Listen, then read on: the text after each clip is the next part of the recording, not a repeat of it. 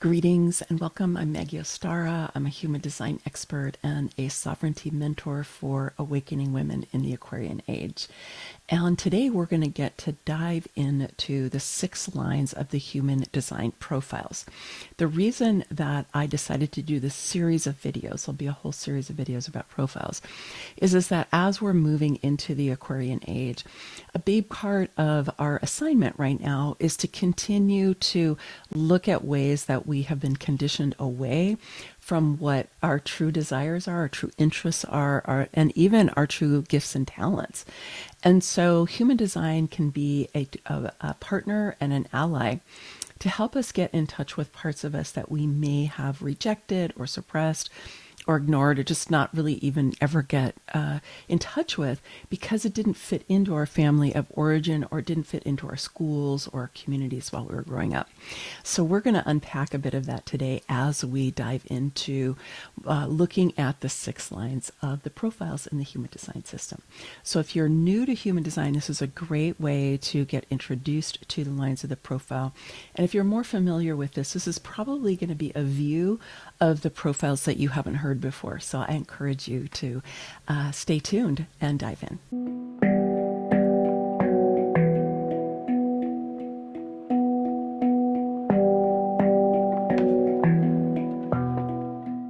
Your profile in the human design system is like your character. It's like how you're showing up as who you are in the movie of your life, if you will. I talked about this more extensively in this particular video. It's the first one in this series, so you can go find out more about me talking about the characters and also how you can find in your own human design chart where your profile comes from.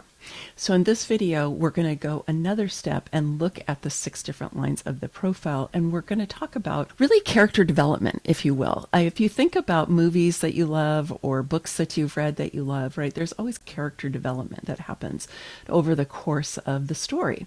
And so for you, you've had character development over the course of your life as well.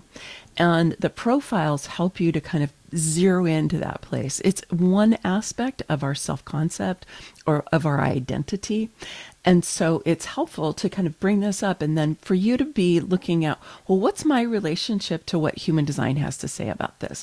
Is that beneficial for me? And maybe to reclaim parts of you that you have put to the side because it didn't fit in, or it didn't seem valuable, or it wasn't productive, or it wasn't going to help you be successful in your life. You know, all those things that we've been taught that we really need to become in order to make it in life, right? So human design is really a liberatory system. It's very countercultural in a lot of ways, and it helps us to get in touch with parts of us that we don't know as well, right? Or that we have a distorted view of. So today I'm going to aim to help you kind of remove some of that distortion and give you some possibilities of how you can work with this for yourself through journaling and through self-reflection so that you can really access that multidimensional aspect of you, create more harmony inside yourself, and become more whole. And if you are interested in the profiles and you want to find out more about this series, do go ahead and subscribe, turn on your notifications so that you're alerted every time one of these new videos comes out. Okay, let's go ahead and dive into the individual lines. So in this simple image, you can see that there are 6 different lines and they each have 2 different names. Now, the reason for that is the first name that you see will be the traditional human design name, and the second one will be the quantum human design name. And I have been trained in both. I'm certified in both, and I find both to be really helpful and useful. And so I encourage you to take a look at these and then lean into what feels more empowering for you, more exciting for you, more accurate for you. And then you get to kind of grow and expand inside of it. The traditional human design names can sometimes be a little more negative because Rahuru, who was the founder of human design, was really looking at the impact of the not self on the individual. And so a lot of the names are more related to the not self, not always, but a lot of times in traditional human design. Quantum human design, which was created by Karen Curry Parker, who's been doing human design for many years and worked with Ra, is more of the language of the awakened self or the awakening self, what you might think of as the higher expression, right? When we're really embodied and we are very much much free of our conditioning and our programming or so on. That's more it's what we're aspiring to. So I like to bring in the quantum human design because it helps balance out some of the language of traditional human design. And you'll see what I mean as we go along. Before I go into the specifics about each one of those lines, I do want to bring to your awareness an understanding of why the profiles are so important and where they come from. I do talk about that a little bit in the previous video, but here I just want to say that really the lines of the profile modify your sun expression. And in human design, your sun is the most important influence. After all, it is the most important influence in the solar system, right? We're here because of the sun. And so our relationship to the sun is vital. And in human design, your sun is what you're here to shine out into the world, right? It's how you're really expressing yourself from the core of your being. And so when you have the profile modifies your sun expression. So your sun is going to be in a certain gate in the human design system, and that's going to be the number where your sun is. But then it's going to have a decimal point at that. So my sun is in the gate 21, and it says 21.2, which means I'm second line. And then in my unconscious sun, it's the 39, and it's the 0.4. So I have a 2-4 profile. But both of these are moderating my expression of the sun in those particular gates. Now, I bring this up because the question I have for you is, were you well supported to really shine your light out into the world when you were a kid? Did your parents really see you and acknowledge you and accept you and support you to be fully who you are? If you had that experience, awesome. I think not many people have. And so a lot of us received different kinds of conditioning around our expression of our sun energy. And this also influences the expression of our profiles, which is like related to our sun. And if we're in a kind of negative expression, right, a disempowered expression of our profile, that's going to influence our ability to shine our sun out into the world, right? So all of these are interconnected. And I don't want you to think you have to know all the kind of technical details of it. I want you to try to get the essence here of understanding that your profile is related to your self-expression, to your ability to really show up as who you are, and for you to be able to orchestrate your life in a way that works for you. And so when you are going through these, and we're talking about the different names and kind of the characteristics of these characters, you can think about, well, was I supported to be able to express myself that way? Or was I more conditioned to express the more disempowered expression of those profiles, right? Or even the shadow, which is where we're trying to control and manipulate things outside of ourselves in order to feel more safe in our lives, which is basically how a lot of us have been conditioned to operate. So as we go through these, just kind of tune in for that for yourself. And then, like I said, in the other videos where I go more deep into each one, you can find out more there. Okay, let's go ahead and take a look at the lines. Lines 1, 2, 3 of the profiles are all more personal profiles. They have to do with the self. And lines 4, 5, and 6 are more relationship oriented and more outer world oriented. So one is more inner world, one is more outer world.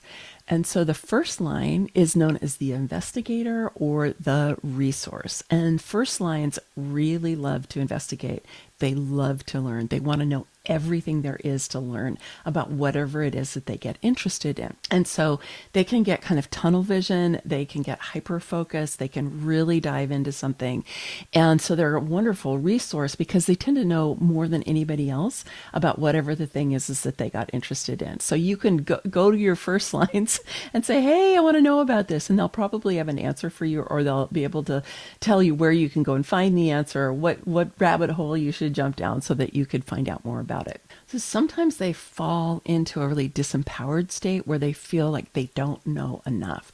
even though they usually know more than everybody else in the room, they still feel like they don't know enough. And that can really arise out of this sense of unworthiness or undeservingness or not good enoughness, right? And so those are things that we can absorb from our early childhood experiences, right? It's not, generally people have some version of those kind of negative self thoughts that we have, right? Self-judgment. And so for the first line, a lot of times it's like, not enough, not enough. You don't know enough, right? It's the not enough cycle that can happen. The other thing that can happen for first lines is sometimes they can be using their knowledge to try to gain power in a situation, or control, because somewhere along the way they learned that knowledge is power, right? And so they have used the knowledge that they have in order to feel more safe in the world, sometimes by asserting that they know more than other people do. So those are the two ways that the first line can kind of get off base, right? As one is, I never know enough, and the other is, I know way more than you do. And really the awakened expression is to be, yes, like I love to investigate, and I love to know, and I'm happy to be a resource, and I don't have to make you wrong in order to be able to share what I do know. Second line profiles are known as the Hermit in traditional human design, or the responder in quantum human design. So hermits, I'm a hermit. Hermits love to be alone. They love to do their own thing. They love to be following their own interests and their own desires. They tend to be introverted. They tend to really enjoy their own company, have lots of projects that they're engaged in. And one of the challenges of the hermit is sometimes they get isolated, right? As they spend so much time alone, they lose track of being in relationship with other people. Sometimes they can kind of just get so involved with themselves, it's hard for them to break out. And so in a disempowered state, the hermits are like at home and they're afraid to go out, right? And sometimes they can really feel like it's unsafe, like the world is an unsafe place. That's a negative place that hermits can go. But fortunately, hermits are often called out by people in their lives. This is why they're responders, because, so, your friend might be like, hey, wait a minute, I haven't seen Maggie for a long time. Let me go call her up, see what's going on, right? Come on out, it's time to have some dinner. So that's one of the ways that the hermits get called out. So hermits might have been raised wrong as children for not wanting to play with other kids, or being very specific about who they want to play with, or being shy. They get to be named shy. And sometimes they're like, oh yeah, I'll be shy because then they'll leave me alone and I'll get to do my own thing. Right. So you can kind of look at that and see, like, what was it like for you and your family? Were you supported to really kind of do your own thing? Did that happen in school? Or were you really conditioned to try to fit in and do what the other kids are doing and just follow along the program that other people set for you? And hermits do really well when they're flexible, so that they can be on their own, do their own thing, but then they can also be called out and respond to people, and they can make that transition. Hermits get into trouble when they can't really make that transition. They get stuck in the house, right? But when they can have that flexibility of sometimes hermiting and sometimes being more social, going out and having relationships, then they can thrive much better. Your third line profiles are known as the Martyr in traditional human design, or the Explorer in quantum human design. I like to call them the experimenter, because that's what I think third lines are really about. Yes, they like to explore. Yes, they like to try lots of things out. They really like to experiment with things. And so it was called the Martyr in traditional human design because the idea was that they had to learn through trial and error, and often failure was emphasized, like they're going to fail over and over again. That's one way to think about it. It's kind of a negative way to think about it. I think if you think of it more as experimenting, it would be more empowering for you. But third lines really like to try different things out, and they tend to not stick with things, especially when they're younger. They really like pick up something, try it for a while, and then they leave it and they move on to the next thing. Now, third lines often get made wrong as kids, but especially as they get to be older, because they don't necessarily want to commit to something in the way that your family or your community or particular culture might have said you really need to commit to something because they want to do something for a while and then they want to move on. And you can think how this might work in relationships. Sometimes people are not so happy about how third lines are in relationship because they fall in and out of love rather rapidly. So if you're a third line, you want to just look at your interest in experimenting and exploring and trying lots of things, but do that in relationship to how it might impact other people in your life. Not because you want it to control you, but because you want to have compassion and know that you're in relationship with other people and that it's good to inform people, like a manifestor type, but this is more of a profile, right? So the third lines, though, really tend to get to know about all kinds of different things. They're often a great person to tap into if you want to try something new. You're just kind of tired of what it is that you've been doing and you feel a little jaded, or you feel a little like, I don't know what to do. I feel stale, nothing really lights me up. Third lines can be a good person to tap into in that situation and say, hey, what do you got? What do you got some ideas about what I could do? And they'll say, well, what are you interested in? And you can see if there's overlap, they might have some really good suggestions for you. And sure, third lines are going to learn through, trying things out. You could call it trial and error. You could call it experimenting. But let's be honest, that's how all of us learn to some degree, right? To some degree, true learning comes from engaging with life, not from just learning things with your head, right? Which unfortunately is the way that a lot of us were raised. We learn it by actually embodying it and integrating it. And so third lines, kind of have a leg up on that because they don't want to just learn things with their heads. They want to try things out. And then our fourth lines are like the fulcrum point. They are transitioning from the more personal and introverted profiles to the more extroverted, the more relationship oriented, the more outer world ones. So fourth lines in traditional human design are known as opportunists, and in quantum human design are known as the stabilizer. And I really actually like the term opportunist. I'm a fourth line. And the thing about the opportunists is that they are tuned into what's going on. They kind of get a sense of what's happening around them. They can spot opportunities, and they like to network. They like to connect people with each other. They like to connect people with resources. They like to connect with resources. So they have this kind of sense of network, and they like to participate in it. They like to bring people in it. They like to have people move around in their network. And so I actually really like that. The reason it's been called stabilizer, I think, in quantum human design is it's meant to stabilize what's known as the upper trigram, which is basically the fourth, fifth, and sixth line profiles. Okay, because this idea is that you need a kind of foundation or kind of stable base coming out of the more personal reflections, personal experimenting and investigating, right? And then you have that foundation, and the fourth line is then going to take that and stabilize it as we move into the outer world. Fourth lines are kind of the person who might know everybody, right? But they might not be close to anybody. They might just kind of be around in the network, but not really drop in with people so much, because that can be a challenge for the fourth line sometimes. And so this might be like your class president, right? It's somebody who's running an organization because they want to know everybody, but they're kind of off by their self. And so the fourth lines can be disempowered when they don't feel the ability to communicate with people or to connect with people, or if they get a little afraid of that, if they somehow were made wrong for that when they were kids. It was like kind of like, get back in your own lane. Why are you always talking to everybody? You could imagine that, the fourth lines as a child might have been writing notes and passing them around in class, right? Or they might have been organizing people at recess to do certain things, and they could be made wrong for that, right? And so you want to take a look at what was true for you, and were you really supported as a kid to have that incredible opportunist perspective, that ability to network and to connect things together. And then our fifth lines. Fifth lines are known as the heretic in traditional human design, and the visionary leader in quantum human design.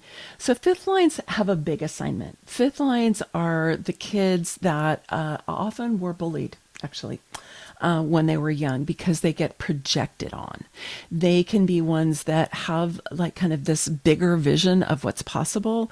They have a bigger perspective on the world. And the fifth lines are really here to bring in something new that can change the way we think about something. Kind of the poster child for fifth lines is Galileo, right? Which is why it's called the Heretic, because Galileo was, called a heretic. But Galileo, remember, changed the course of Western civilization in the way that we understand ourselves and the cosmos. But fifth lines also get projected upon a lot. And so for the young fifth line, sometimes they've really had a difficult time because people have pushed things on them and expected them to take care of them. And if a fifth line has a narcissistic parent, that's a really challenging situation. And so that part of them that enables them to really kind of bring forth something as the visionary leader, something that they grow into. But if they've been bullied a lot as a kid or been projected upon in a way that really made them feel burdensome, they could be kind of caught inside themselves and not feel like they're comfortable or safe to bring out those larger visions that they have. So for the fifth line, they want to be able to identify that the people are projecting onto them, and it actually has nothing to do with them. It really has to do with others. I'm going to go into this in a lot more detail in the individual video on the fifth line, because there's a lot to say about fifth lines. But just to say, if you are a fifth line, to know, take a look. How did people treat you when you were a kid? And what is it that you might be carrying along with you still from that experience? I've done readings for people who are fifth lines who get very liberated by realizing that they live in a projection field, and that it's not because they did something wrong. It's because of the quality of the energy that they have when they can take command of it and really understand how it works. It can make them extremely powerful and beneficial to their communities and to our world. But they have to make their way out of that projection field in order to be able to do that. And sixth lines are unique that they actually have a developmental process just built into their profile. You know how I was talking earlier about character development? Well, the sixth lines actually have character development built into the evolution of their profile. It's the only one that has that. So until about age 30, 35, they live more like third lines, like that experimenter. They like to try lots of different things, like to explore, they like to experiment, they like to learn by doing. Then there's a period from about 35 to 50, which Rahul, who is the founder of human design, used to call it being on the roof, which I would think of as a time of integration. It's a time of being like, wow, I tried all these different things. I experimented with all these different things. What of that, all those experience I've had, do I want to retain? What do I want to keep working with? Do I want to integrate? And what do I want to let go of? So there's a significant period of time while they're kind of sorting through that and continuing to learn, continuing to explore, but there isn't so much of a drive for that as there is when they're younger. And then they come off their roof or they evolve or emerge at the second half of life around age 50, around the Chiron return. And that's when they can step into really being that adept or that role model.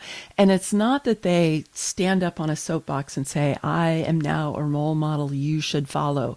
It's more that between the life experience of experimenting and trying lots of things, and then integrating and sorting and discerning and deciding what's valuable, when they come through that process, right, then they are at a mature level. Right? A mature level.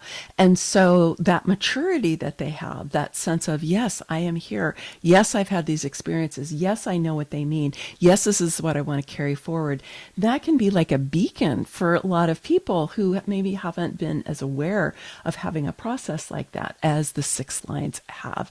And so in that sense, they really can be a role model for us, or someone to be checking out how they're doing what they're doing. And we can see that their developmental process really led them somewhere beneficial. And that can inspire the rest of us to kind of be like, where am I in the process of my own character development? So as we're wrapping up here about these six lines of the profile, one thing for you to look at is just take an account of what I said is likely to have been challenges for the different profile lines, and then to see what was true for you. What was your early life like? Were you supported to shine your sun out into the world with this particular flavor of, being an investigator, or being a hermit, or being, an explorer or an experimenter, or of being, an opportunist, right? Somebody who loves to network. Were you supported in that way as a young person or not? And how is that continuing to influence you now? I know for me, there was a time when I really reclaimed my hermitness, because I had spent a lot of time being more in my opportunist, being more of a networker, being more outer focused, being in the outer world, doing a lot with being involved in my own network, plugging into other people's networks and so on. And then when I realized, oh my gosh, my hermit is not something I've been experiencing a lot, I reclaimed that part of me. And then since then, I've been kind of navigating the relationship between those two. And we will have another video about the relationship between the different lines. But just to say here, that was an important thing for me to do. And I do think that it's not uncommon for people to go through phases where one of the lines of their profile is more prominent than at others. So if that's true for you, I think that that's pretty typical. It's not something that was wrong. But the ideally, you also want to be able to look at how can these different characters that live inside of you be alive and aware and participating on a regular basis. And are you in balance, or are you out of balance with this? Really, most of the profiles are not super well suited to plugging into consumer culture or common culture. I mean, the fourth line with the ability to network and so on, that can be really good for like business, right? Or the first line can be really great for becoming an expert in something because you like to investigate. But a lot of the other ones, not so much. And they have challenges that are associated with them. But they also have huge benefits when you are able to step into them and really kind of inhabit them and embody them and express them. So I encourage you to go ahead and really check out what's true for you, and do some reflection in your journal, and let yourself really lean into the lines of your profile if that has not been so available to you, and see what happens.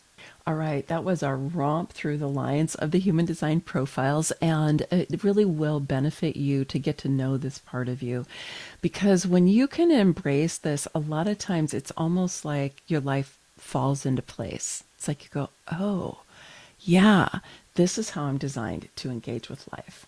It's a little bit different than your strategy. Like I said, it's more about your character than your strategy that goes with your type, but it is a foundational aspect of your human design, and it's well worth the effort to explore and experiment with it.